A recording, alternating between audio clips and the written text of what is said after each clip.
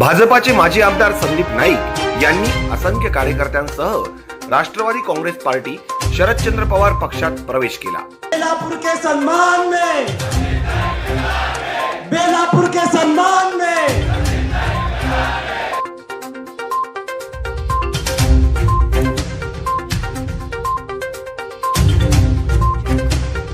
भाई आता तुमची सटकली नाही, इथे बसलेल्या प्रत्येक कार्यकर्त्याची सटकलेली आहे। सटकली की नाही आपली? बदला घेणार की नाही? आपल्या सोबत काम करण्याची संधी दिली त्याबद्दल आपलं हृदयापासून मी पवार साहेबांच्या राष्ट्रवादीचं मनापासून आभार व्यक्त करतो।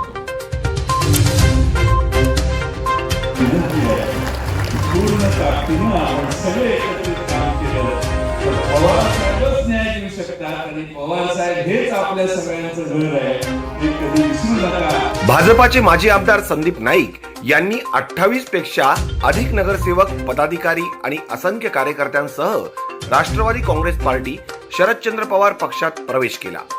वाशी येथील विष्णुदास भावे नाट्यगृहामध्ये कार्यकर्त्यांनी आयोजित केलेल्या निर्धार मेळाव्यामध्ये तुडुंब भरलेल्या सभागृहात आणि सभागृहाच्या बाहेर बेलापूर मतदारसंघातील प्रत्येक विभागातून नागरिक, कार्यकर्ते आणि पदाधिकारी हजारोच्या संख्येनं उपस्थित होते। संदीप नाईक यांनी बेलापूर विधानसभा लढवावी अशी एकमुखी मागणी यावेळी लोकप्रतिनिधी आणि नागरिकांनी आपल्या भावना व्यक्त करताना केली। नवी मुंबईत बेलापूर आणि ऐरोली असे 2 विधानसभा मतदारसंघ आहेत। यात ऐरोली येथे गणेश नाईक यांना भाजपाने दुसऱ्यांदा संधी दिली, मात्र त्यांनी केलेल्या मागणीप्रमाणे बेलापूर मतदारसंघात त्यांचा मुलगा माजी आमदार आणि नवी मुंबई भाजपा जिल्हा अध्यक्ष संदीप नाईक यांना तिकीट न देता विद्यमान आमदार मंदा म्हात्रे यांना तिसऱ्यांदा संधी दिली आहे। त्यामुळे आता संदीप नाईक म्हात्रे यांचा प्रचार करणार की बंड पुकारत अपक्ष उभे राहणार की अन्य पक्षाचा झेंडा हाती घेणार या चर्चेला विराम भेटला आहे। संदीप नाईक यांनी रीतसर भाजप सदस्यत्व आणि जिल्हा अध्यक्ष पदाचा राजीनामा प्रदेश अध्यक्ष यांना देत राष्ट्रवादी काँग्रेस पार्टी शरदचंद्र पवार पक्षात प्रवेश केला। यावेळी राष्ट्रवादी काँग्रेस पार्टी शरदचंद्र पवार पक्षाचे प्रदेश अध्यक्ष जयंत पाटील हे उपस्थित होते। यावेळी 28 माजी नगरसेवक यांसह शेकडो पदाधिकाऱ्यांनी संदीप नाईक यांच्या सोबत राष्ट्रवादी काँग्रेस पार्टी शरदचंद्र पवार पक्षात प्रवेश केला। संदीप नाईक हे युवा नेते आहेत, अतिशय होतकरू आहेत। जवळपास 28 नगरसेवक आज राष्ट्रवादी काँग्रेस पक्षात संदीप नाईक यांच्या नेतृत्वाखाली प्रवेश करतायत। आमच्या पक्षाला एक मोठं बळ हे ठाणे जिल्ह्यात विशेषतः नव्या मुंबईत मिळतंय आणि संदीप नाईक आणि त्यांच्याबरोबर काम करणारे सगळे नगरसेवक हे पूर्वीपासून पवार साहेबांना यांना त्या निमित्तानं भेटलेले, त्यांच्यावर काम केलेले सगळे कार्यकर्ते आहेत। ते पुन्हा त्यांचं या पक्षात येत असताना आम्ही मनपूर्वक स्वागत करतो। आमचा पक्ष याला सगळ्यांना ठामपणाने समर्थपणाने तोंड देईल आणि आमचा पक्ष विजयी होईल। महाराष्ट्रात महाविकास आघाडीची सत्ता येईल, काही चिंता करण्याचं कारण नाही। महाराष्ट्रातल्या जनतेनेच आता त्याचा निर्णय घेतलेला आहे। मी संदीप नाईक यांच्याबरोबर चर्चा केलेली आहे, इतर कुणाबरोबरही माझी चर्चा झालेली नाही। मी संदीप नाईक मला या मतदारसंघात एक सक्षम असा उमेदवार पाहिजे होता, त्या निमित्तानं माझा संपर्क मी त्यांना केला आणि त्यांनी हा निर्णय घेतला। निर्णय घेताना सर्व नगरसेवक या ठिकाणी जे त्यांच्यावर आहेत ते देखील निर्णय घेण्याला पाठिंबा दिला त्यांनी आणि आज हा निर्णय झाला। मला इतरांच्या कुणाच्या बाबतीत मला आज काही सांगता येणार नाही, कारण माझा काही तसा चर्चा झालेला नाही। तो त्यांनी घेतलेला निर्णय आहे, त्यांना या घेतलेला निर्णय पसंत आहे की नाही याच्याबद्दल मला माहिती नाही, मी त्याच्याबद्दल काही माहिती घेऊ शकलेलो नाही। पण संदीप नाईक हे या मतदारसंघात निवडून येतील अशी आम्हाला पूर्ण खात्री आहे। असं आहे की आता सत्तारूढ पक्षाच्या आमदारांना किंवा कोणी जे निवडणुका लढवणार आहेत त्यांना हा निधी पोच करण्याचं काम चालू झालेलं दिसतंय आणि अशी खोके घेऊन महाराष्ट्राची संस्कृतीची बर्बादी करण्याचं काम काही लोकांनी केलंय। या खोक्यांवरच हे राज्य चाललंय.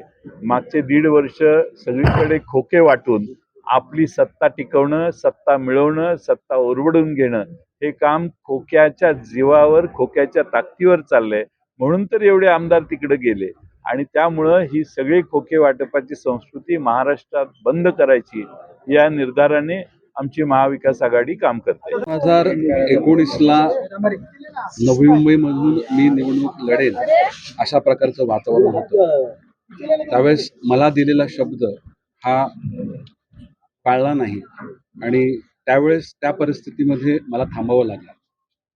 त्या परिस्थितीमध्ये वैयक्तिक माझी महत्वाकांक्षा किंवा माझ्या करिअरचं नुकसान या गोष्टीचा मी बिलकुल विचार केला नाही.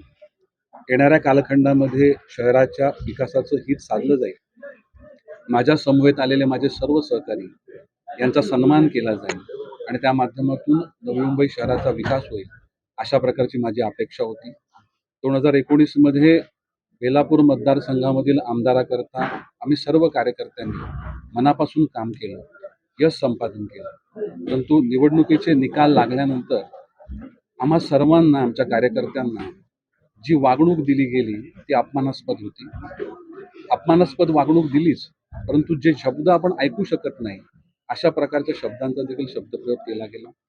नेहमी नवी मुंबई शहराच्या हिताची भूमिका घेत असताना जनमानसांचा विचार हा आपण सोबत घेतला पाहिजे. कार्यकर्त्यांची चर्चा केली पाहिजे, पदाधिकाऱ्यांची चर्चा केली पाहिजे. परंतु हा विचार कधीही बेलापूरच्या आमदारानं कधीही ठेवला नाही आणि 2019 नंतर 5 वर्ष थांबल्यानंतर आपण काम करत राहिलो आणि पक्ष हा आपल्या कामाचं संपूर्ण स्वरूप बघून, संघटनेचं काम बघून, नवी मुंबईच्या जनतेचा कौल कुठल्या बाजूने आहे हा विचार करून एक योग्य निर्णय घेईल अशी अपेक्षा माझी होती. परंतु यावेळेस देखील हा निर्णय हा माझ्या विरुद्ध गेला. हा माझ्या विरुद्ध निर्णय गेला ह्याकरता मी हा मेळावा घेतला, मी पक्षप्रवेश केला तर बिलकुल नाही. त्या कालखंडामध्ये माझे सहकार्याने मी कोणत्या व्यक्तीकरता काम करतो त्या व्यक्तीनं शहराचं हित बघितलं पाहिजे, काम करणाऱ्या कार्यकर्त्यांचा सन्मान केला पाहिजे, शहराच्या विषयी निर्णय घेत असताना सर्वांचं मत जाणून घेतलं पाहिजे आणि तो मागचा अनुभव आमचा काही योग्य नव्हता. त्यामुळे नक्कीच नवी मुंबईच्या हिताकरता, बेलापूर मतदारसंघाकरता आपण योग्य निर्णय घेतला पाहिजे अशी गोष्ट माझ्या मनामध्ये होती. परंतु निर्णय घेत असताना कार्यकर्त्यांशी चर्चा करावी, पदाधिकाऱ्यांची चर्चा करावी आणि त्याकरता आज कार्यकर्त्यांनी उत्स्फूर्तपणे या निर्धार मेळाव्याचं आयोजन केलं आणि त्याच कालखंडामध्ये मला विचारणा आली की शरदचंद्र पवार साहेबांच्या राष्ट्रवादीमधून प्रदेश अध्यक्ष जयंत पाटील साहेब यांनी विचारणा केली की जर आपण आमच्या पक्षात येत असाल तर आपलं स्वागत आहे. मी त्यांना सांगितलं की नक्कीच मी ज्या घराने प्रत्येकाला सन्मान दिला, प्रत्येकाला आदर दिला, प्रत्येकाला न्याय दिला त्या घरात यायला मला नक्कीच आवडेल. परंतु त्याच्या अगोदर माझ्या सर्व कार्यकर्त्यांशी, माझ्या बेलापूरच्या जनतेशी मला बोलावं लागेल आणि त्या अनुषंगानं हा संपूर्ण कौल आपण कुठे जावं तर संपूर्ण नवी मुंबईतील नागरिकांचं मत असं राहिलं की ज्या व्यक्तीनं माणसाला ओळखलं, माणसातले चांगले गुण ओळखले, क्षमता ओळखली आणि त्यांना पाठबळ दिलं, नवी मुंबई शहराच्या हिताकरता अनेक असे निर्णय अडचणीच्या ठिकाणी स्वतः पाठबळ देऊन आपल्या शहराला मदत करण्याचं काम हे आदरणीय शरदचंद्र पवार साहेबांनी सातत्यानं केलं आणि हा आवाज हा एकमतानं या संपूर्ण सभागृहात गुंजला आणि त्या क्षणी राष्ट्रवादी काँग्रेस पार्टी शरदचंद्र पवार साहेबांचे पक्षाचे प्रदेश अध्यक्ष जयंत पाटील साहेब यांचं आगमन देखील झालं आणि मग आम्ही सर्व कार्यकर्त्यांनी एक मतानं शरदचंद्र पवार साहेबांच्या राष्ट्रवादी काँग्रेस पार्टीमध्ये